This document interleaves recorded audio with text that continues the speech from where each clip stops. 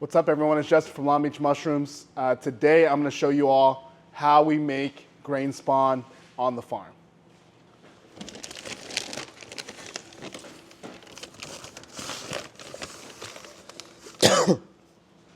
We use a 50-50 blend of Milo and whole oats. I'll tell you why we chose these grains. There's a lot of grains that you can use. You can use rye berries, you can use millet. The reason why we use our 50-50 blend of whole oats and Milo is, number one, because the economy of it, they're cheaper. Well, Milo is cheaper. So we use them for different things. The whole oats we like because of the nutrition spectrum on it, the hardiness of a whole oat, and actually because of the coloration of the whole oats, it's really easy to see all kinds of mycelium on it. Even lion's mane, that's really wispy, shows up pretty well on whole oats. We use Milo because of the economy. Milo is significantly cheaper than the other grains. Whole oats right now costs us about $32 per bag, and Milo is about $21 per bag. So we save quite a bit of money by cutting our whole oats with Milo. The reason why we don't use all Milo is because Milo is hard to hydrate, and also mycelium doesn't show up very well on it for us. It's hard for us to tell if it's fully colonized or not. So I'm gonna walk you through today how we do grain spawn on the farm. All right, so we don't use any fancy measuring techniques here. We use 5-gallon Home Depot buckets, and we know we use a 50-50 blend of both, so we just use volume. First thing I'll do is I'll take our bag of oats, and I'm gonna fill up a Home Depot bucket full of oats.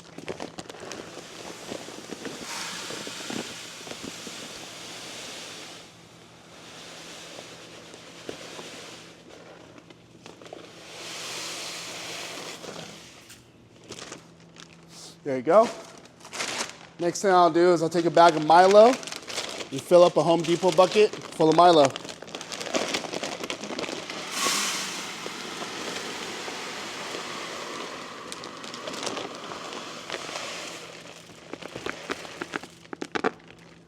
We know that this recipe typically makes us about 24.5-pound bags of grain spawn. So, yeah, so each bucket is full now. We'll do what's next. All right, what we'll do next is actually use this tub that we made. It's just a tote, and we put on a PVC spigot ball valve to it so that we can drain out water later. But what we'll do now is we'll take the bucket of whole oats and we'll dump it in here.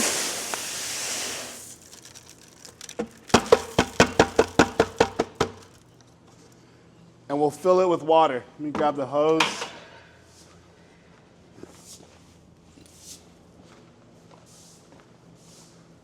And we'll fill it with water. So the technique that we use on the farm is the 24-hour soak method. It's actually a 24-hour soak method hybrid because we treat our Milo and our whole oats differently. Whole oats just get a straight up 24-hour soak.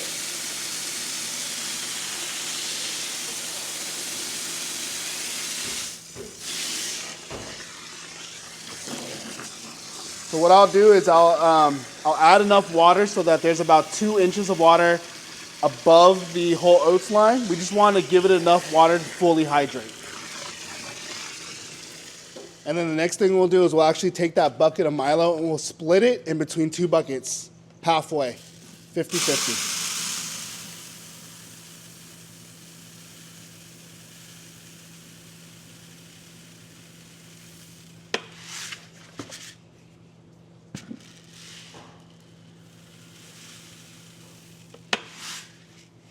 And then we'll top both buckets off with water.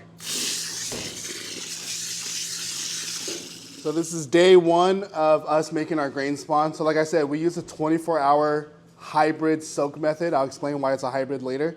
But we do a 24-hour soak method. So what we have now is our whole oats submerged in water in this tote that has a drain on it. And we're gonna let this soak for 24 hours. We don't clean it, we don't do anything to it other than add water and let it sit. And then we also have 2 buckets here of Milo. So Milo and Milo, again, we just top it off with water, and we're gonna let that soak for 24 hours. So just a recap, we have a 50-50 blend of whole oats and Milo. We're gonna soak them overnight, we'll soak them for 24 hours, and then part 2 of our grain spawn will happen tomorrow. So I'll be back tomorrow and show you all what we do after the 24-hour soak.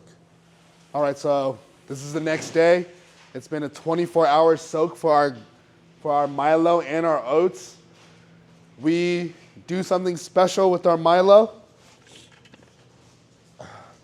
Milo's a little bit harder to get hydrated, so what we actually do is put our Milo into our autoclave, and we're gonna cook it for 45 minutes at about 200 degrees. This just adds a little bit of heat to the water, opens up the Milo a little bit better, helps it absorb the water better. So I'm gonna do that right now, and I'll show you how we do it. So this is our autoclave. We're putting the whole bucket in. It's been soaking 24 hours overnight, and now we're just gonna cook it for 45 minutes on 200, again, to open up some of those grains and help it absorb water even more. I actually got this tech from Golden Mushrooms, Max over there, so shout out Golden Mushrooms.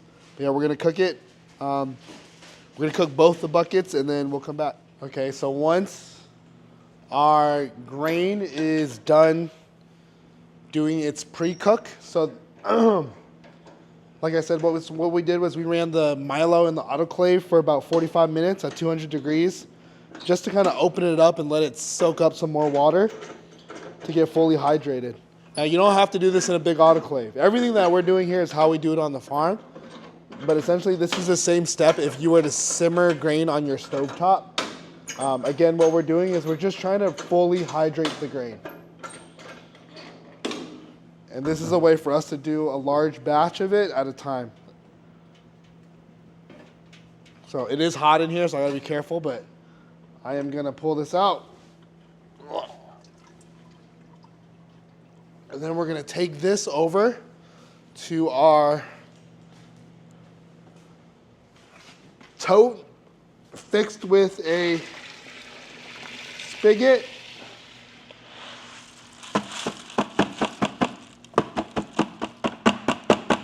Get all that grain out. And then we're gonna open up this spigot and let it drain. So again, we've soaked the oats for 24 hours, and then the Milo has been cooked in our autoclave. We dumped it all out in this tote. This is just the tote that we like to work with. It's essentially like a makeshift sink. And then we're gonna open up this valve.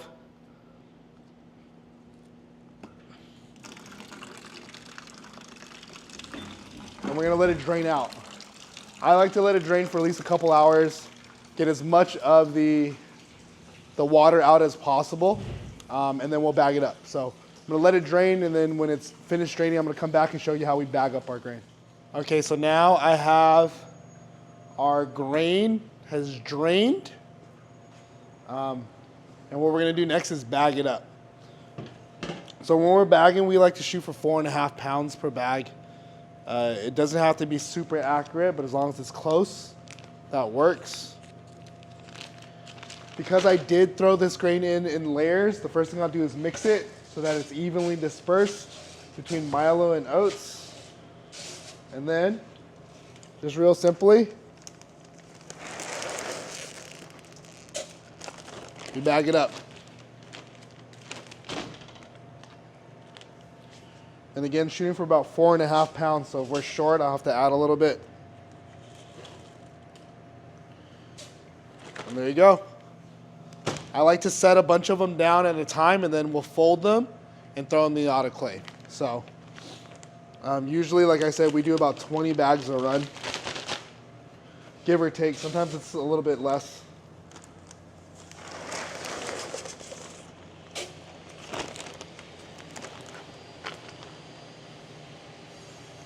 There you go.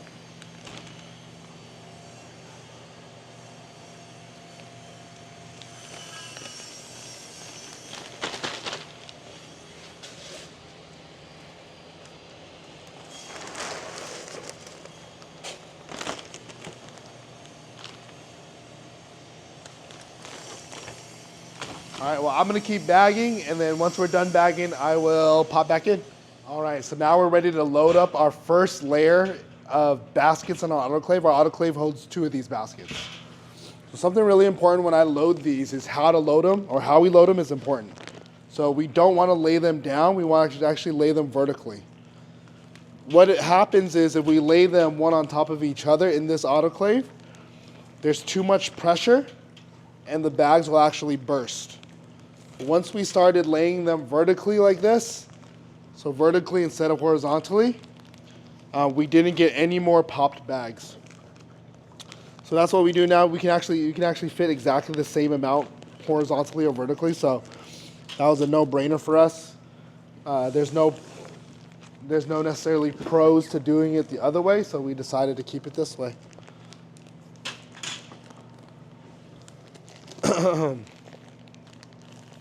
And I'll show you what it looks like in a second once I get them all loaded up.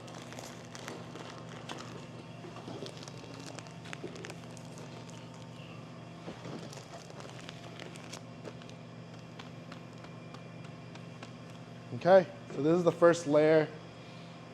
I'll show you all what it looks like.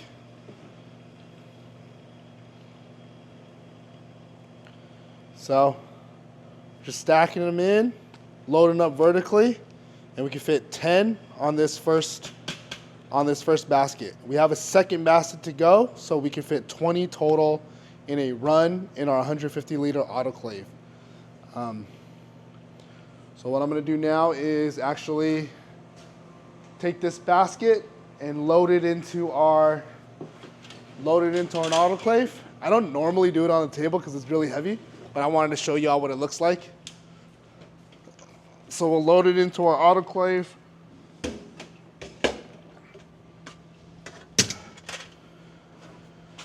I'll grab the second basket,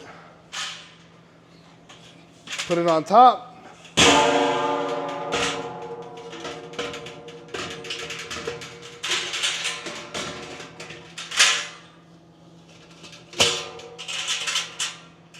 And then I'll bag up the second layer of our grain spawn and load up the second basket too. So I'm gonna do that right now, and then I'll come back once that's done. Okay, now that both layers of our autoclave are full, I'm gonna put my anti-scald lid on, and then we're gonna tighten down the lid. Pretty important when you tighten this lid down, always go on opposite sides so that you can have an even seal. And also don't tighten it down all the way yet. Kind of just want to get the latches on there, get the lid centered, and then you can tighten it down. Well, once they're all centered, then I'll start tightening. Just want to get this hand tight. Boom.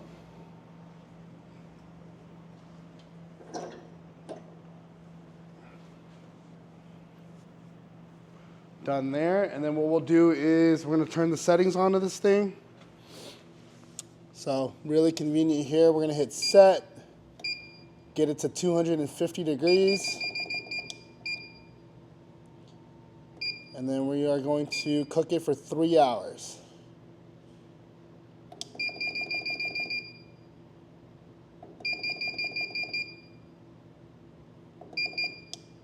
That's it.